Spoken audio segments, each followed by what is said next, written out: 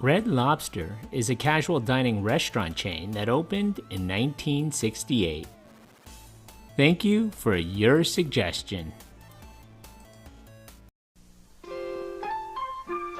getting all dressed up with only one place to go. Red Lobster Fest, our biggest lobster party with our smallest lobster prices. Red Lobster Fest. Everything from langostino nachos and log kebabs to lobster and avocado salad and a live Maine lobster feast. 20 lobster dishes, half of them under $8. At Red Lobster, there's never been a better time to have a good time with a lobster.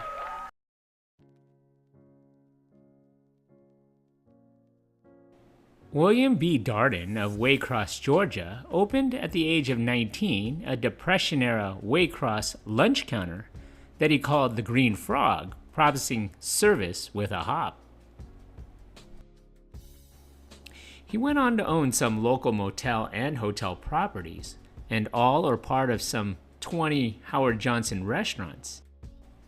Inspired by the great popularity of seafood in 2 of his 8 restaurants, one was located in Orlando and the other in Jacksonville. Darden opened his first Red Lobster restaurant in Lakeland, Florida in 1968. Darden wanted to market a chain of moderately priced, family-style, full-service seafood restaurants. He chose to open in Lakeland because it was as far from the ocean as possible in Florida, and he wanted to test his concept outside of coastal areas. At the time, there was a gap in the market for affordable seafood, especially in landlocked areas like Lakeland. Red Lobster's mission was to serve delicious, high-quality seafood to the masses. The first Red Lobster proved to be a booming success, so much so that Darden and his partners had to work full shifts to meet the objective of getting the food to the table within 10 minutes of the order. As a pioneer in the chain restaurant industry, Red Lobster became famous for its casual dining atmosphere and fan-favorite dishes, like its Cheddar Bay biscuits and fried shrimp. The restaurant's more relaxed environment and family-friendly prices cemented Red Lobster as one of the first casual dining concepts. By 1970, there were 3 Red Lobsters in operation, all in Central Florida and 2 more under construction. The 3 units, which despite their names specialized in fried fish and hush puppies favored by Southerners, averaged $800,000 each in annual sales, and the earnings were solid, but the company lacked cash to grow.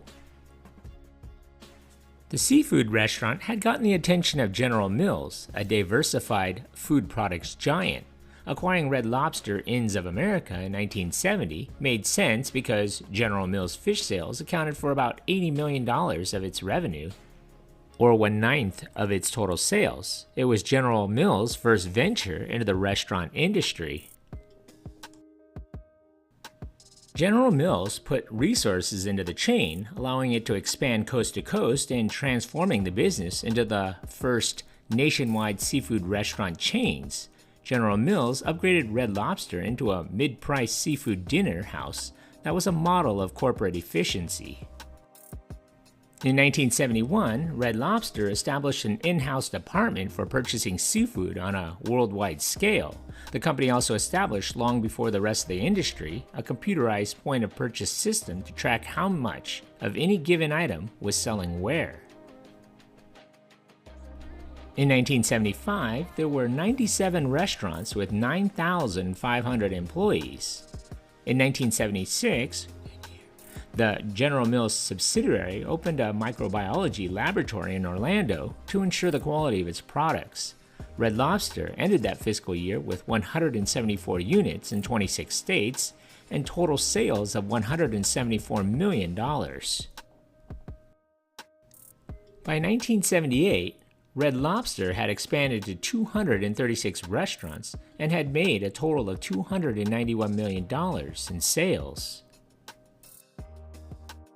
By the end of 1980, Red Lobster had 260 units and was making almost $400 million in annual sales.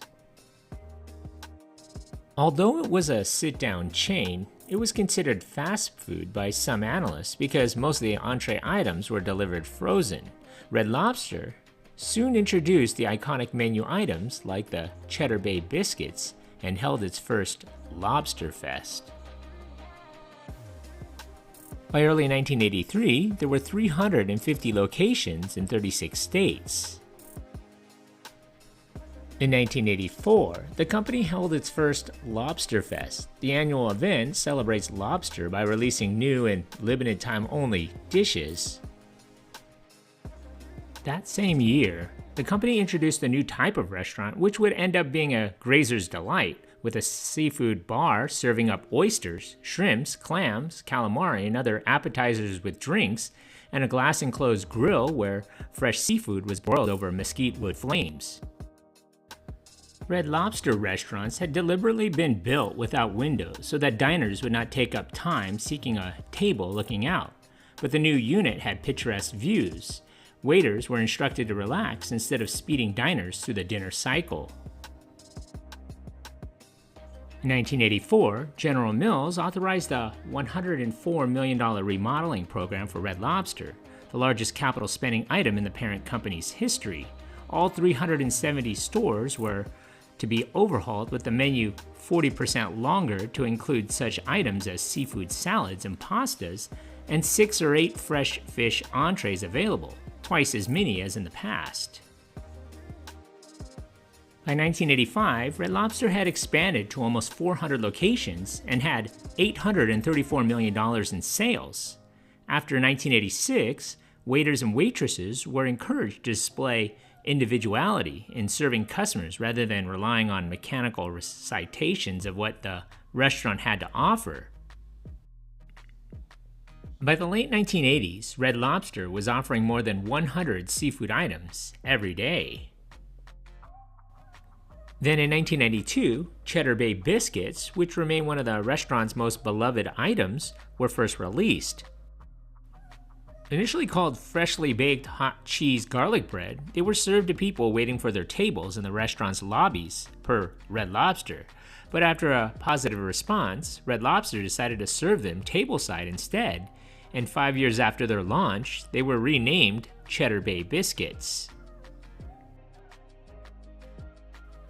On March 29, 1994, Red Lobster's founder, Bill Darden, died at the age of 75. In 1995, after Darden's passing, General Mills restructured its restaurant division and changed its name to Darden Restaurants, Inc. Red Lobster remained under the Darden Restaurants umbrella for almost 20 years. In December of 2001, Darden Restaurants had its 16th consecutive quarter of same-restaurant sales gains, making $535 million in sales for the quarter. Red Lobster and its sister company, Olive Garden, enjoyed same-restaurant sales growth that once again surpassed the casual dining industry average. The restaurant chain was steadily adding restaurants and experimenting with promotional deals to bring value-minded customers through the doors. In the summer of 2003, Red Lobster introduced its Endless Snow Crab promotion, which offered customers all-you-can-eat snow crab for $22.99. But the promotion worked a little too well. Customers took advantage of the deal by ordering heaps of snow crab, and restaurants couldn't keep up. Endless Snow Crab cost the company a reported $3.3 million in profits, and the chain's then president, Edna Morris, stepped down as a result. The New York Post also reported in 2003 that the bungled promotion cost Red Lobster a whopping $405 million of stock value in a single session after investors began rapidly selling off their shares. The deal ended up being called one of the worst marketing blunders in industry history. In 2004, the chain tried again with Endless Shrimp. The shrimp deal, a much more affordable option at the time for restaurants to make all you can eat, was a hit with customers and reinvigorated the brand. The brand also made updates to its restaurants. Wood-fired grills were added to Red Lobster's location nationwide, and restaurant designs changed, inspired by the historic fishing village of Bar Harbor, Maine. By 2008, the Great Recession majorly impacted the restaurant industry, and casual dining brands took the brunt as people cut back on luxuries like dining out. Afterwards, Red Lobster was also struggling to make a comeback, putting pressure on Darden to turn away from the brand and focus on other restaurant concepts. By then, Olive Garden's sales were outperforming Red Lobster's, and Darden was diversifying its portfolio of restaurants with fast-growing chains like Longhorn Steakhouse, Capital Grille, and Yard House. In 2014, Darden sold the chain to Golden Gate Capital for $2.1 billion. At the time, the firm called Red Lobster an exceptionally strong brand with plenty of opportunities for growth.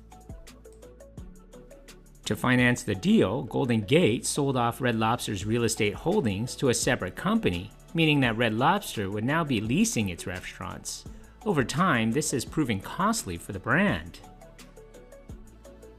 In 2016, Thai Union took a $575 million minority stake in the brand and made efforts to become the main seafood supplier to Red Lobster and cut restaurant costs to increase profits. However, many of the changes were begrudged by Red Lobster employees. Critics charged Thai Union with changing Red Lobster's menus based on cost-cutting decisions and executive opinion, rather than customer preferences. Servers were also reportedly instructed to cover 10 tables per service instead of 3 in an effort to save on labor costs. In 2020, Thai Union assumed the majority ownership of Red Lobster after Golden Gate Capital announced its plans to sell its remaining equity stake in the chain. Between 2021 and 2022, Red Lobster welcomed new executives into key executive positions, including the CEO, Chief Marketing Officer, Chief Financial Officer, and Chief Information Officer. However, all of them departed from the company within a span of 2 years. Initially a one-day-a-week deal for $20, Endless Shrimp became a daily promotion in summer of 2023 to attract more customers as Red Lobster struggled to keep up with the changing industry. However, inflation and the rising cost of seafood created rough seas for the chain. In 2023, Red Lobster raised the price of the Endless Shrimp twice, eventually landing at $25 to cope with demand and improve profits. Despite the increased price, the all-you-can-eat strategy backfired. The chain reported operating losses of $11 million and $12.5 million in the 2 quarters following the initial daily Endless Shrimp promotion launch. In 2024, the deal is only available on Mondays. Changing tastes are also a major issue. Many customers in the mood for seafood are more likely to seek out a steakhouse rather than a seafood-specific restaurant or a chain like Red Lobster. A combination of the COVID-19 pandemic, sustained industry headwinds, higher interest rates, and rising material and labor costs have impacted Red Lobster, resulting in prolonged negative financial contributions to Thai Union and its shareholders. Thai Union announced in January 2024 that it planned to sell off its remaining stake in the chain. Red Lobster currently operates 551 locations in the US and 27 restaurants in Canada.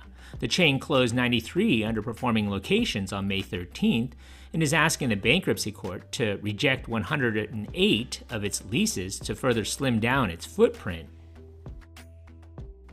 The company has 36,000 employees, most of whom work in part-time roles. Red Lobster has assets between $1 billion and $10 billion and estimated liabilities of $1 billion to $10 billion, according to the bankruptcy filing. Its largest creditor is distributor Performance Food Group, which is claiming the company owes it $24.4 million. After filing for Chapter 11 bankruptcy on May 20, 2024, the company said in a statement that it intends to use the proceedings to drive operational improvements, simplify the business through a reduction in locations, and pursue a sale of substantially all of its assets as a going concern. As part of these filings, Red Lobster has entered into a stalking horse purchase agreement, pursuant to which Red Lobster will sell its business to an entity formed and controlled by its existing term lenders. Red Lobster's restaurants will remain open and operating as usual during the Chapter 11 process.